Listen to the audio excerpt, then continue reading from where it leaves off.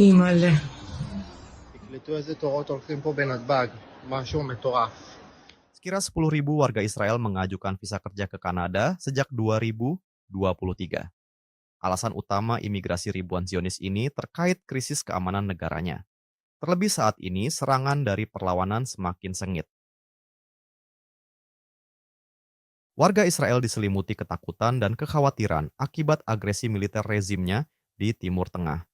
Berdasarkan laporan dari sejumlah kantor berita di Israel, lebih dari 10.000 Zionis kabur ke Kanada demi mendapatkan ketenangan hidup.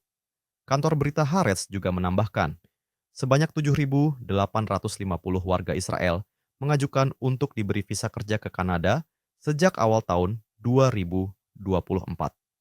Sementara itu, 1.585 warga Israel lainnya telah diberikan visa kerja di Kanada sejak tahun 2023 lalu.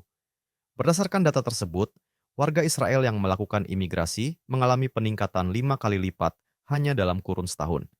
Adapun alasan utama imigrasi ribuan Zionis tersebut adalah terkait posisi politik dan keamanan Israel yang tidak menentu.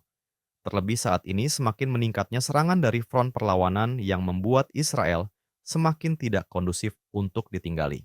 Selain itu, ketidakadilan sosial ekonomi dan keengganan pemerintah Israel untuk mengatasi berbagai masalah krusial juga menjadi alasan para warganya memilih kabur ke Kanada. תקלטו איזה תורות הולכים פה בנתב"ג, משהו מטורף.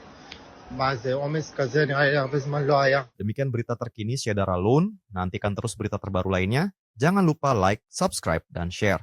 Seluruh akun serambinews.com. Download Tribun X sekarang.